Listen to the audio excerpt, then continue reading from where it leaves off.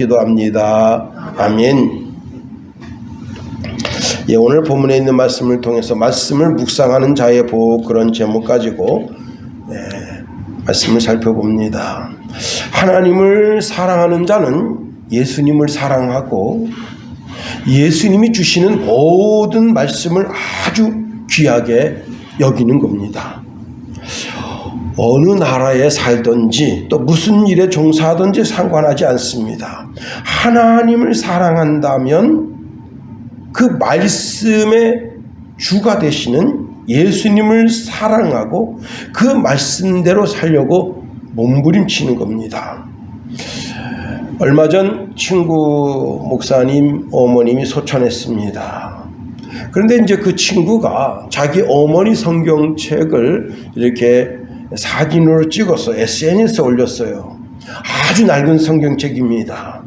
그런데 그 성경책에 보면 검은색으로 줄 지어진 것, 빨간색으로 줄 지어진 것, 파란색으로 줄 지어진 구절구절들이 있습니다. 그리고 성경이 하도 오래돼서 이렇게 이제 그 성경책 등이 이렇게 동그랗게 됐어요. 그리고 성경책이 합니다. 그가 어머니의 유품을 정리하다가 거기서 어머니의 성경책을 가져오게 됐습니다. 그러면서 이제 성경책을 도대체 어머니가 주로 읽으시면서 어떤 구절의 은혜를 받아서 거기에 빨간 줄을 긋고 검은 줄을 긋고 파란 줄을 그었는가, 그 성경 구절을 찍어서 올린 거예요. 어머니가 마음속에 깊이 묵상하시고 음미하시고 읊조리셨던 성경 구절이 무엇인가, 그래서 그 성경 구절이 너무 귀하다 해서 사진을 찍은 겁니다. 어떤 성경 구절은 검은색 볼펜으로 한 줄 가 있지만 어떤 성경 구절은 검정색, 파란색, 빨간색 세 개가 다 거져 있고 심지어는 동그라미가 쳐져 있는 구절도 있습니다. 어머니가 평시 그 성경을 가슴에 품고 사랑하시면서 읊조리던 성경이었다 하는 겁니다. 여러분, 이 세상에 그 누구든지 하나님을 사랑하는 자는 하나님의 말씀을 귀하게 여기고 그 말씀이 기록된 성경도 귀하게 여기는 겁니다. 제가 이제 초보 운전 때 교통사고를 내서 부평경찰서에 조사받으러 갔거든요. 근데 제가 조사받는 경찰관 그 옆에 경찰관이 있는데 그 경찰관이 조그만 기도원협회에서 나온 조그만 성경을 가지고 시편을 읽고 있더라고요. 그분은 제가 전도사인지 모르죠. 그러나 저는 딱 보면 이 사람이 예수 믿는 사람이구나. 나중에 알고 보니까 부평감리교회 집사님이셨습니다. 여러분, 축구에 관심이 가고 마음이 가는 사람은요, 축구에 열광합니다. 그래서 새벽 3시 30분에 축구를 해도 밤새 기다리다가 그 축구를 보는 거예요. 여러분, 드라마에 관심 있는 사람 보세요. 드라마에 관심이 가는 사람은 자기가 저녁 식사 대접을 받아도 그 저녁 식사 대접을 받으면서 식당에 켜져 있는 텔레비전에 눈이 가는 거예요. 상대방 지금 식사 대접하는 사람이 귀하게 보이지가 않는 거예요. 그 드라마에 자꾸 눈이 가고 귀가 가고 거기서 던져지는 한마디 한마디에 자기 귀를 기울이는 거예요. 요즘 캠핑족들이 있는데 캠핑족들은 여러분 어디가 캠핑하기가 좋다더라, 전기시설도 좋고 물시설도 좋다더라, 거기에 마음이 가 있는 거예요. 그러나 하나님의 말씀에 관심 있는 사람, 하나님을 사랑하는 사람은 그 말씀에 관심이 가 있고 예배에 관심이 가 있고 예배 시간에 읽을 말씀, 그리고 예배 시간에 들려질 성경 말씀, 그 말씀에 귀를 기울이고 한 구절 한 구절 하나도 빼먹지 않고 다 내 것으로 만들겠다고 하는 그런 열의가 있는 거예요. 신명기 33장 3절에 보니까 여호와께서 백성을 사랑하시나니 그의 성도가 그의 수중에서 있으며 주의 발 아래에서 앉아서 주의 말씀을 받는다 했습니다. 여러분, 우리가 강대상 앞에, 즉 하나님의 발치 앞에서 말씀을 받는 거예요. 이것이 바로 내가 하나님의 자녀라는 증거고 하나님의 사랑을 입고 있다는 증거고 또 하나님을 사랑한다는 증거가 되는 겁니다. 여러분, 나사로의 동생인 마리아는 예수님의 발치에 앉아서 말씀을 받았습니다. 누가복음 10장 39절에 보니까 그에게 마리아라 하는 동생이 있어 주의 발치에 앉아 그의 말씀을 듣더니 말씀합니다. 예수님에겐 12제자가 있었는데 그 중에 가룟 유다라고 하는 특별한 제자가 있습니다. 그는 3년 반 동안 예수님의 설교 말씀을 듣고도 회개하지 않았어요. 왜? 그는 예수님의 말씀에 관심이 있었던 것이 아니라 돈에 관심이 있었던 겁니다. 예, 어서 오세요. 돈에 관심이 있었던 겁니다. 그래서 마리아가 향유를 부었을 때 오히려 마리아를 책망하고 나선 겁니다. 그러나 주님은 그 가룟 유다의 마음을 간파하신 거예요. 요한복음 12장 6절에 보니까 이렇게 말하면 가난한 자들을 생각함이 아니요 그는 도둑이라 돈꾀를 맞고 거기 넣은 것을 훔쳐 가미러라 말씀하고 있습니다. 유다는 3년 반 동안 예수님의 제자로 부름을 받아서 말씀을 받았지만 회개하지 않았다는 거예요.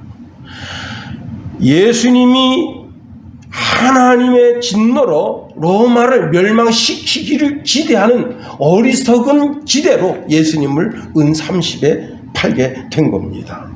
그러나 예수님이 평소에 말씀하신 대로 예루살렘에 올라가 예루살렘 당국자들에게 고난을 당하시고 그리고 이제 십자가에 죽으신 거예요. 그 예수님이 자기 뜻대로 되지 않으니까 그는 자살하고 마른 겁니다. 여러분, 우리가 하나님께 속했으면 하나님의 음성을 듣는 거예요. 요한복음 10장 4절에 보니까 자기 양을 다 내놓은 후에 앞서가서 양들이 그의 음성을 아는 거로 따라온다 말씀했습니다. 요한복음 8장 47절에도 보면 하나님께 속한 자는 하나님의 말씀을 듣나니 너희가 듣지 아니하면 하나님께 속하지 아니하였음이로다 말씀합니다. 우리는 하나님께 속한 거예요. 그러니까 하나님께 속했으니 하나님의 말씀을 듣는 거예요. 우리는 천국 백성이 다 된 겁니다. 우리가 성경을 묵상하기도 하고 또 내 삶을 묵상하기도 하는 겁니다. 그럴 때 묵상하는 자의 복이 있는 거예요.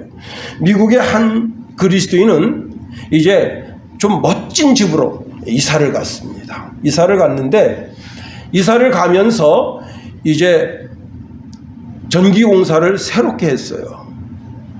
이사를 가서 한 5일 동안은 물이 잘 나왔는데 전기공사하고 난 후에 뭐 어찌 잘못됐는지 물이 안 나오게 됐습니다.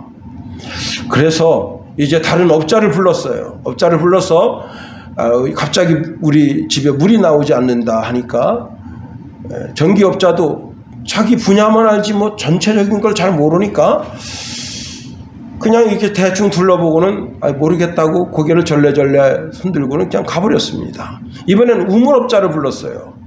자, 우물업자를 불러서 물이 나오지 않는다 하니까 다 점검해 본 다음에 왜 물이 안 나오는지 이유를 알 수 없네요. 그리고는 고개를 절레절레 흔들고 가버리고 말았습니다.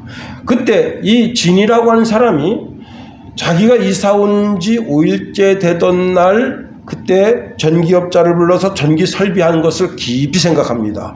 아, 그때 뭔가 문제가 있었구나. 그래서 그 사람이 전기공사 한 대를 다 파봤어요. 그랬더니 전기공사를 하면서 모터 펌프로 가는 전기 배선이 잘려진 거예요. 그래서 다시 전기 설비업자를 불러서 전기선을 잇게 된 겁니다. 자기 삶도 가만히 잘 들여다보고 묵상하는 자는 그 삶을 통해서 지혜를 얻고 그리고 앞으로 나아갈 길을 얻게 되는 겁니다.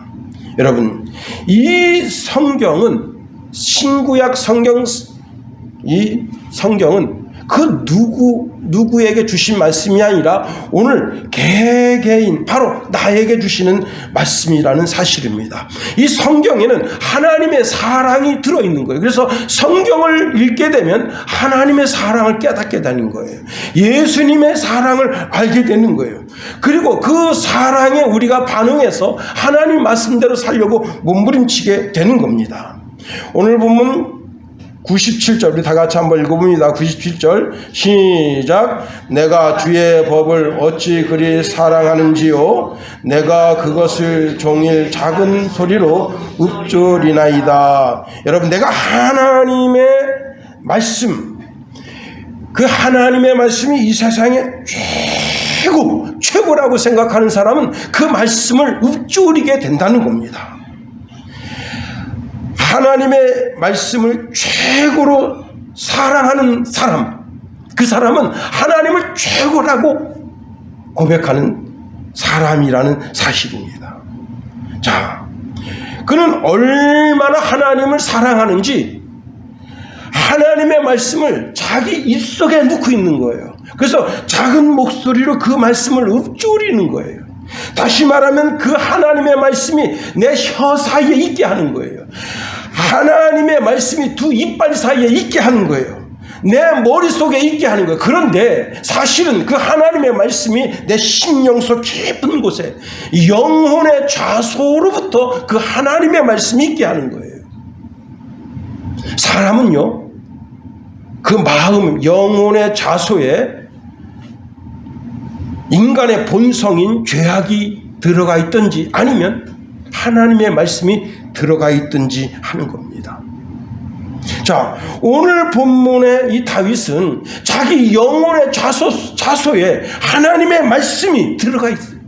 그 하나님의 말씀이 내 혀로 나오는 것이고 내 입천장에 붙어 있는 것이고 두 이빨 사이에 있는 것이고 내 마음 깊은 곳에 하나님의 말씀이 자리를 잡고 있는 거예요.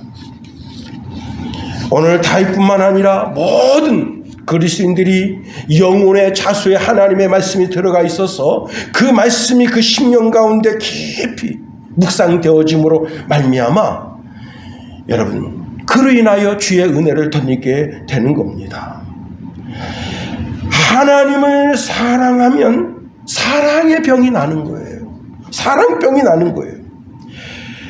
그 속에 날마다 하나님에 대한 사랑이 훈훈하게 덮이게 되는 겁니다. 여러분, 하나님을 사랑하는 자는 하나님의 사랑을 입는다 했어요.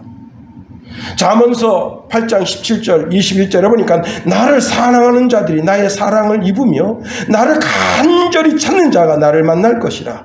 부귀가 내게 있고 장구한 재물과 공의도 그러하니라.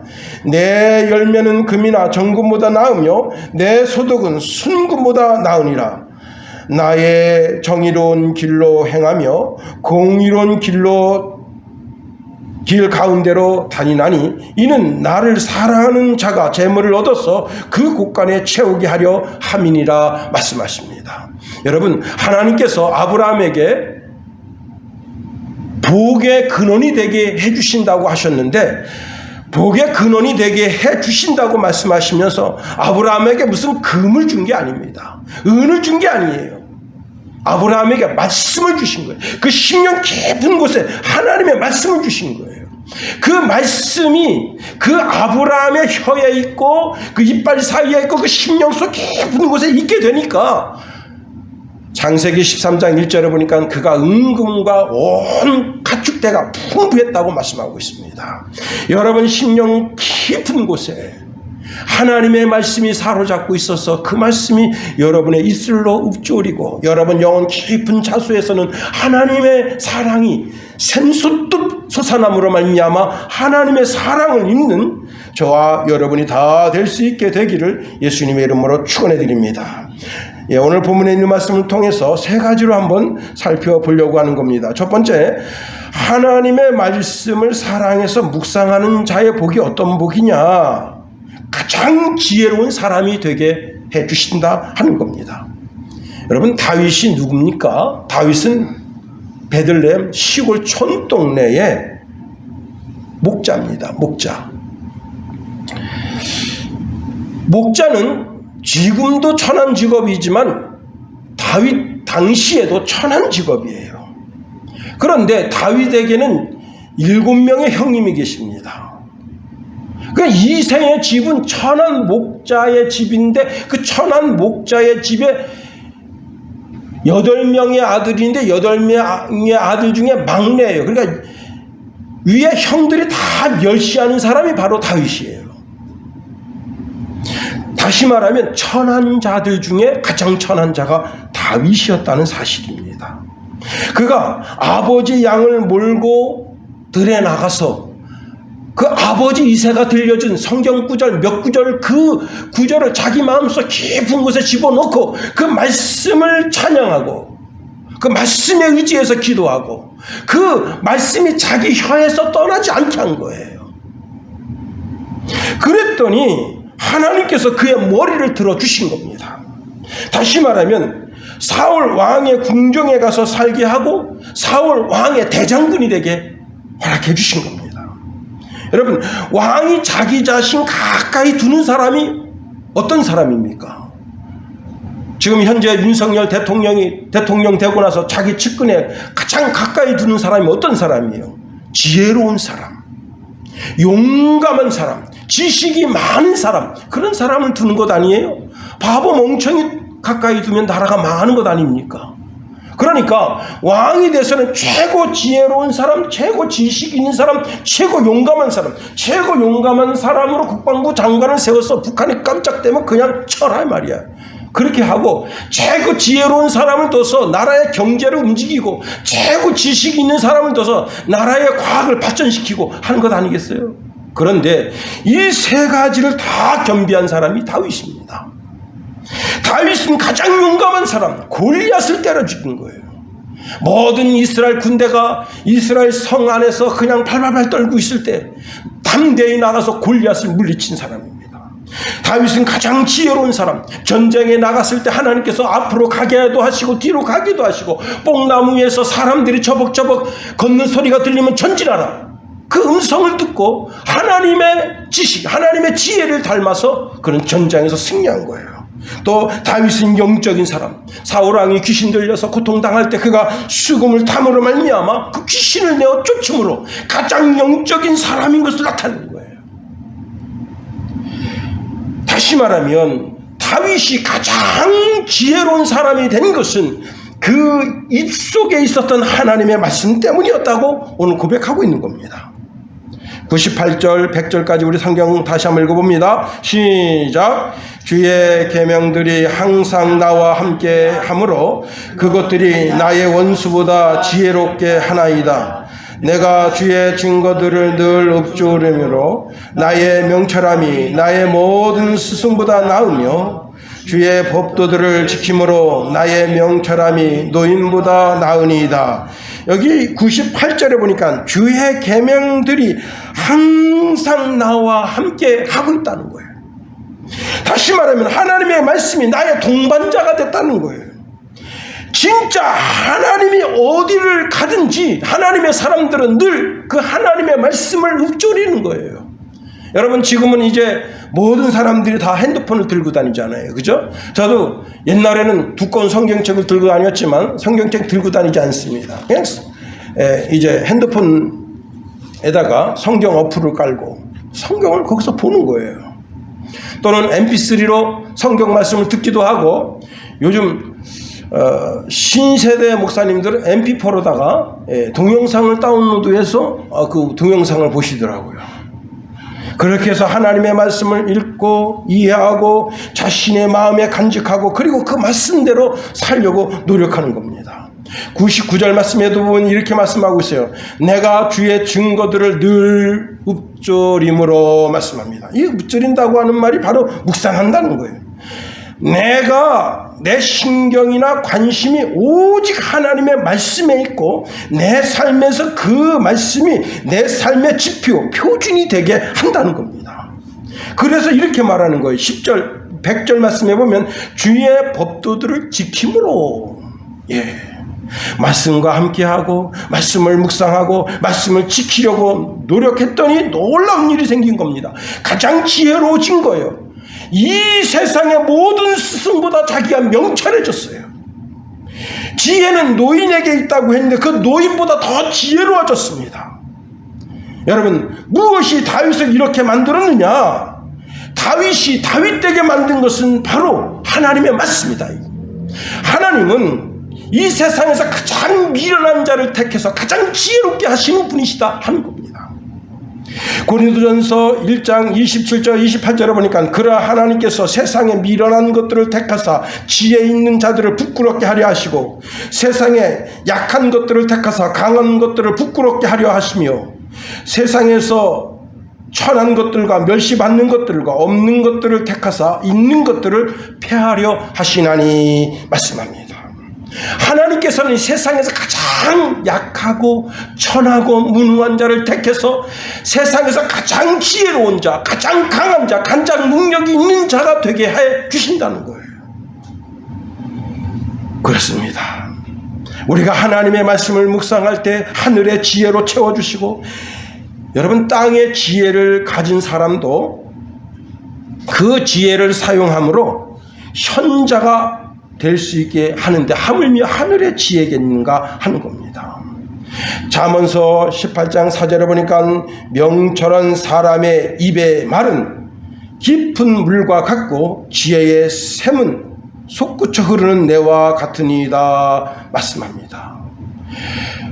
보통의 지혜의 샘이 아니라 아주 깊은 샘이라, 깊은 지혜의 샘을 우리가 가지게 된다고 하는 겁니다. 무엇을 할 때? 하나님의 말씀을 깊이 묵상할 때.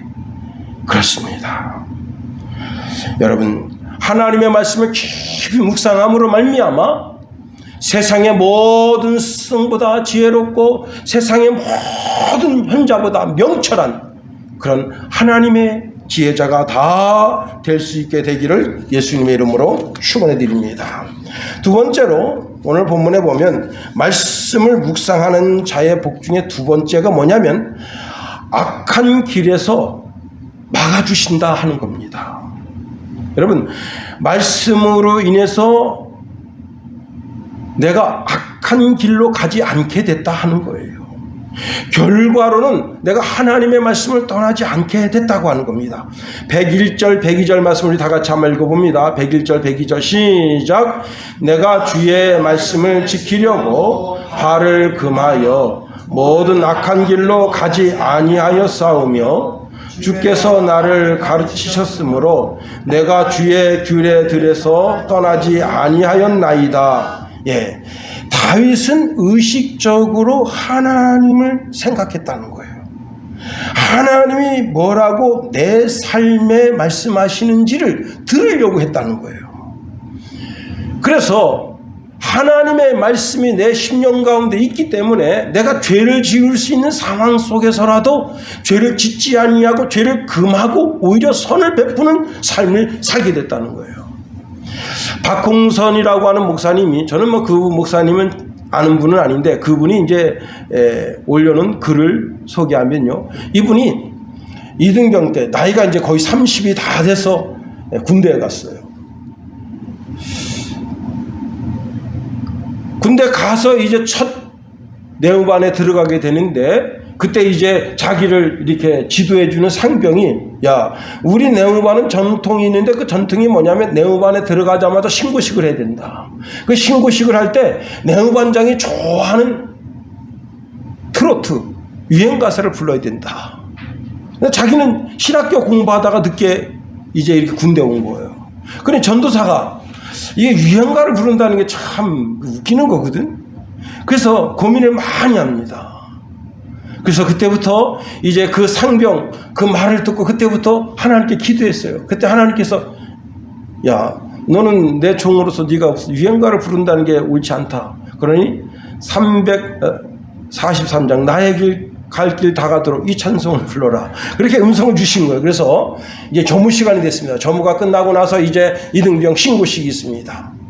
나이 30 다 된 이제 박홍선 전도사가 벌떡 서더니, 저도 내후반 신고식 한 곡 부르겠습니다 하면서 나의 갈 길 다가도록 하니까 사방팔방에서 난리 났습니다. 야, 여기가 교회냐? 야, 무슨 붕해하냐?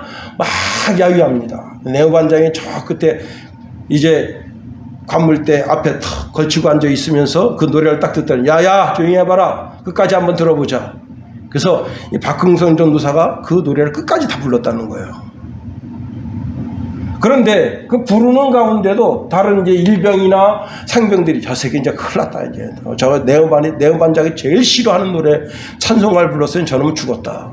그런데 그 이튿날 내후반장이 부르더니 야, 그 노래에 나오는 그 예수가 누구냐? 그 예수 좀 나한테 설명해 줘라. 그래서 이제 그 박홍선 전도사가 그 내후반장을 제대 한 4개월 남은 내후반장을 열심히 성경을 가르쳤더니 그가 제대하고 나서 작은 교회에 큰 일꾼이 됐다고 하는 겁니다. 여러분, 하나님의 말씀을 깊이 묵상하면 내가 죄에 빠지지 않고 오히려 영혼을 구원하는 길로 가게 되는 거예요. 한 부인이 일제시대입니다. 일제시대. 한 부인이 시장에 갔어요. 시장에 갔는데 이제 5일마다 서는 장에 갔는데 오후 한 3시쯤 장에 갔습니다. 장에 가서 이것저것 사려고 이렇게 둘러보는데 갑자기 회오리 바람이 쫙 불면서 그 시장 바닥에 있는 티컵, 종이 이런 걸 다 몰아가지고 회오리 바람이 막 몰아치는 거예요. 그런데 그 회오리 바람이 돌고 자기 앞에 딱 오는데 종이 한 장이 파락파락 계속 돌고 있어요. 근데 그 종이 한 장이 이렇게 말하는 것 같아요. 나를 잡아봐라. 딱 잡아보니까 전도지입니다. 주 예수를 믿으라. 그리하면 너와 내 집이 구원을 받으리라. 아니 이게 뭐지? 자기 집에 왔어요. 자기 집에 와서 보니까 거기 이제 전도지에 뭐가 있냐면 교회 약도가 있어요. 무슨 동네 거기 어디에 교회가 있다.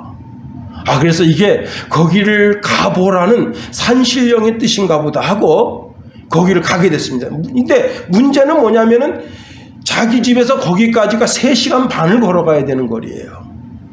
하여튼 거기를 갔습니다. 갔더니 예배가 다 끝나고 이제 주기도문하고 예배 마치려고 하는 거예요.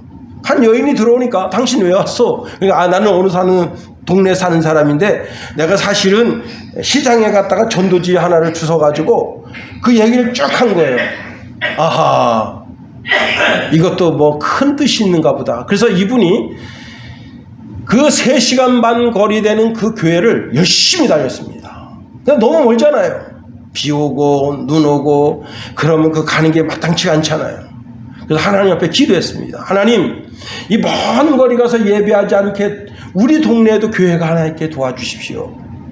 그래서 자기 동네에 거기 이제 3시간 반 거리 다니는 그 교회 이제 그 당시에는 전도사죠. 전도사가 당신네 그 지역에도 교회 하나 우리가 있었으면 좋겠다. 놓고 기도하자. 그래서 교회가 하나 섰습니다. 여러분, 세월이 흘러서 그 교회가 견고해지며 여러분, 그 교회가 마을 중심이 되고 그 교회를 통해서 도지사도 나오고 시장도 군수도 그리고 국회의원도 나오는 명문의 마을이 됐다는 거예요. 하나님의 말씀이 내 심령 가운데 들려지고 하나님의 말씀이 내 영혼 깊은 좌수에서부터 묵상이 되고 그 말씀이 내 입속에 머무는 귀한 언어가 될 때 그 발길을 금해서 죄에 빠지지 않는 길로 가게 하시는 거예요. 하나님께서 노아에게 말씀하십니다. 방주를 만들어라. 여러분, 방주가 배인데 배를 만들려면 물가 가까운 데서 만들어야 띄울 거 아니에요. 그런데 깊은 산속에 가서 방주를 만듭니다. 사람들이 다 비웃어요. 야, 이 어리석은 인간아. 배를 만들려면 물가 가까운 데서 배를 만들어야지. 그래, 깊은 데 가서 산속에서 배를 만드는 미련한 인간이 어디 있느냐. 다 조롱합니다. 그러나 그 방주가 완성될 때 어떤 일이 벌어졌습니까? 방주에 들어간 노아의 식구만 구원받았다. 사울왕은 하나님의 말씀에 순종하는 듯 했지만 그는 이제 자기가 나라가 견고해지고 군사가 많아지니까 그때부터 하나님의 말씀 은근히 비껴서 하나님 말씀대로 사는 것보다 자기 자신의 마음 중심에 자기 명예가 높아지고 자기 왕관이 번쩍번쩍 빛나게 될 때 자기 체면을 생각하고 결국은 하나님의 말씀 무시하니 하나님도 너가 내 말을 무시하니까 나도 너를 버리겠다고 말씀하십니다. 그렇습니다. 여러분, 내가 하나님의 말씀을 지키고 하나님의 말씀을 내 영혼의 좌표로 삼고 그 말씀대로 살려고 몸부림치면 하나님도 그 인생을 책임져 주시고 하나님을 지켜주신다 하는 거예요. 신명기 30장 20절에 보니까 내 하나님 여호와를 사랑하고 그의 말씀을 청종하며 또 그를 의지하라. 그는 내 생명이시요 내 장수이시니 여호와께서 내 조상 아브라함과 이삭과 야곱에게 주리라고 맹세하신 땅에 내가 거주하리라 말씀하십니다. 세 번째로 하나님의 말씀을 묵상하는 자의 복 중에 세 번째가 뭐냐면 꿀과 송이꿀보다 더 달게 해주신다 하는 겁니다. 여러분, 꿀은요 입에서 아주 달게 느껴지면서도 몸을 아주 좋게 하는 보약과도 같은 거예요. 꿀은 입에도 달지만 몸에도 좋다.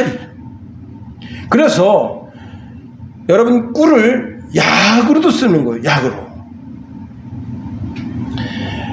로마인들은 꿀을 하늘에서 내리는 이슬과 같다 그렇게 여겼다는 겁니다. 그래서 오늘날도 많은 사람들이 이 꿀을 갖다가 약용으로 사용하고 방부제로 사용하고 과실을 보존하는 데 이 꿀을 사용한다고 합니다. 헬스케어에서 제공하는 대로 제가 어제 이제 설교 준비하면서 찾아봤는데요. 꿀의 효능이 18가지가 있어요. 위장병, 당뇨병, 이질, 간염, 위염, 야노증, 구내염, 체력 강화, 몸에 열이 많을 때, 몸에 차가울 때, 소화, 변비, 기질, 고혈압, 스테미너식, 편도선염, 후두염, 피로회복, 음주후.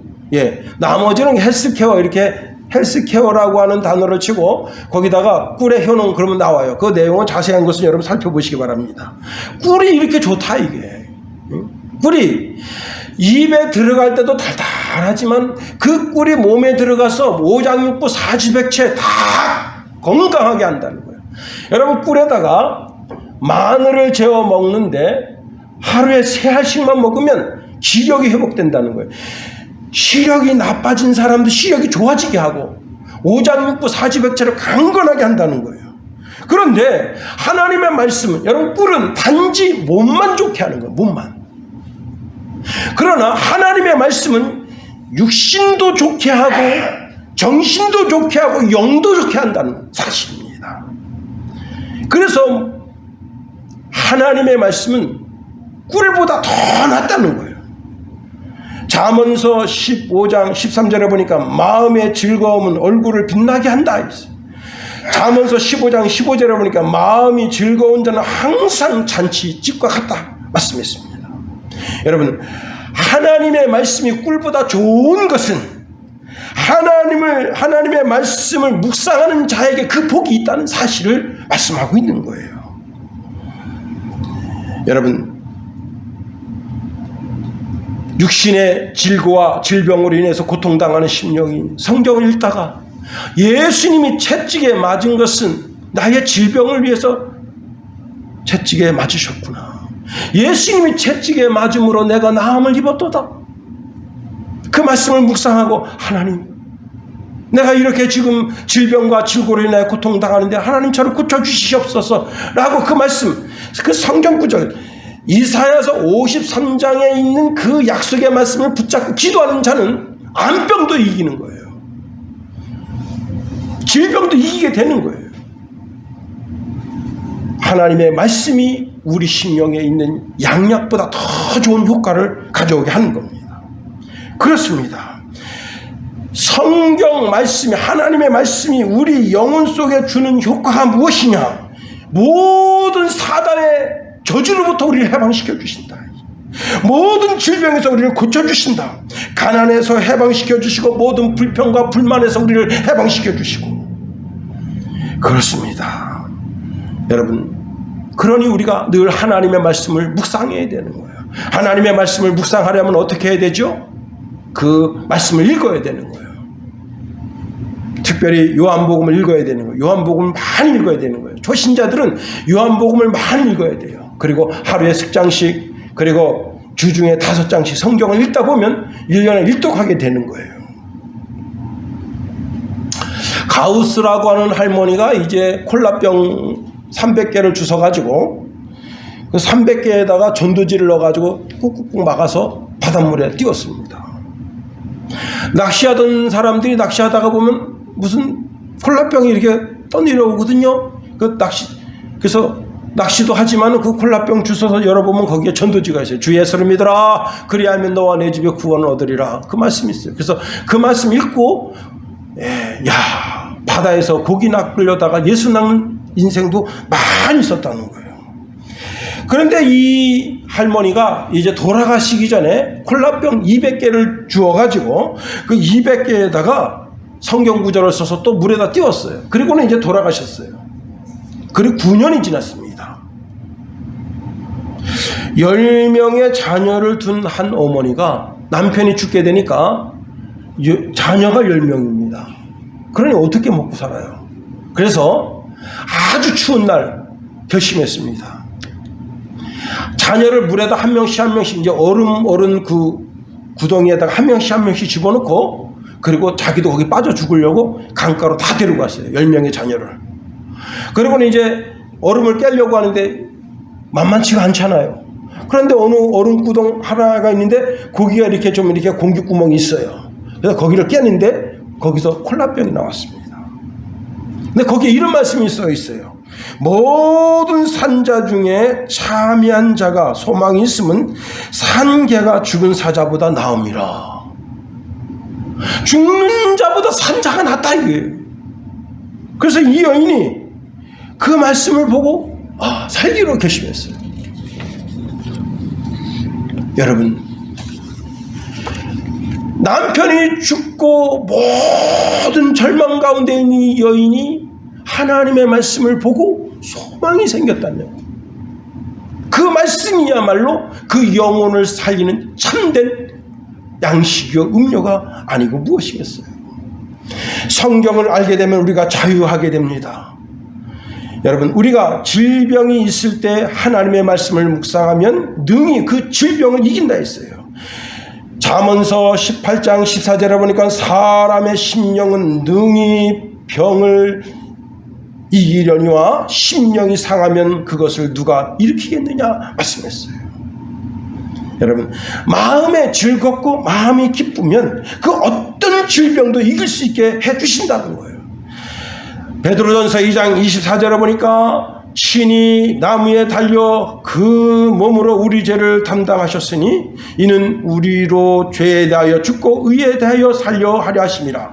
그가 채찍에 맞음으로 너희는 나음을 얻었나니. 예수님이 채찍에 맞음으로 우리가 나음을 얻는구나. 그 말씀 의지해서 이 시대에 얼마나 많은 사람들이 불치병, 난치병으로부터 고침을 받게 되고 있는지 알 수 없는 거예요.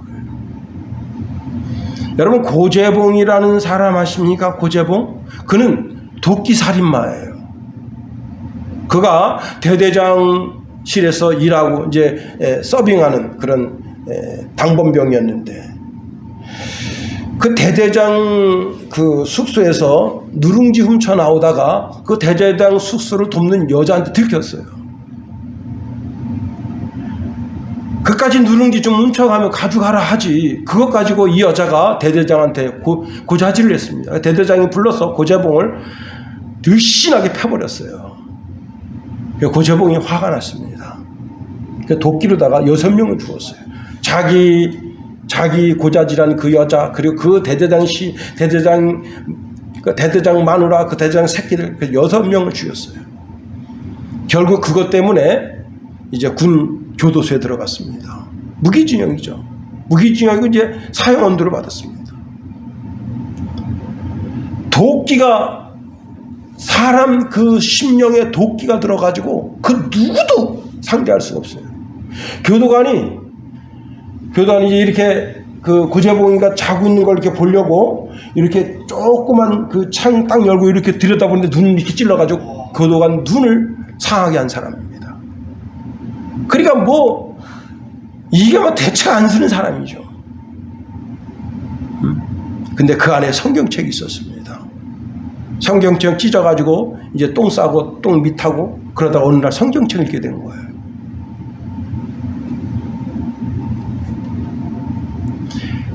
그런데 그가 얼마나 성경책을 읽어대기 시작했는가 하면 밥 먹는 시간, 똥 싸는 시간 위에는 성경책을 읽어서 일주일에 한 번씩 읽게 됐습니다.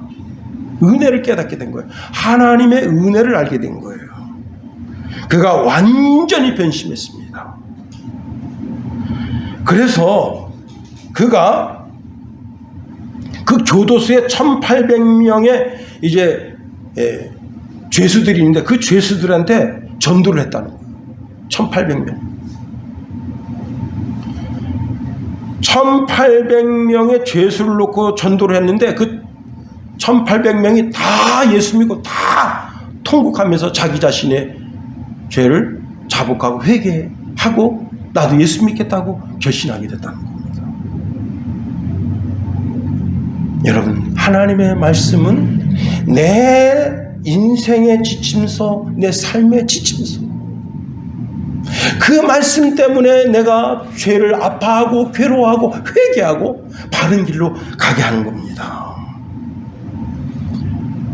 세상이 아무리 어두워도 아무리 지륵 같은 밤이랄지라도 여러분 자동차가 아무리 깜깜한 밤이라도 등불 있으면 100km, 120km 달릴 수 있잖아요.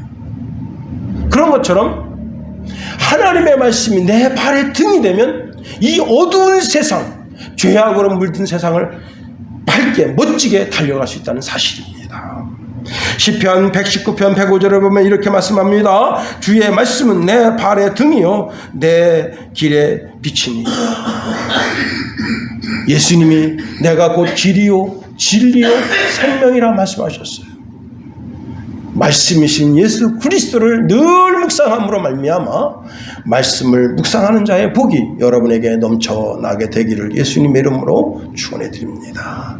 기도하겠어요. 하나님, 우리를 붙드시며 인도하소서. 주님의 크고 강한 능력의 손으로 붙들어 주셔서 우리가 말씀을 묵상하는 자 중에 있게 하시고 그 말씀을 인해서 우리가 사는 귀한 심령들 다 되게 하소서. 늘 말씀을 묵상함으로 그 말씀 가운데 거하여 하나님이 주시는 은혜와 은총을 덧입는 주의 신령한 백성 다 되게 하소서. 예수님 이름으로 감사하며 기도합니다. 아멘.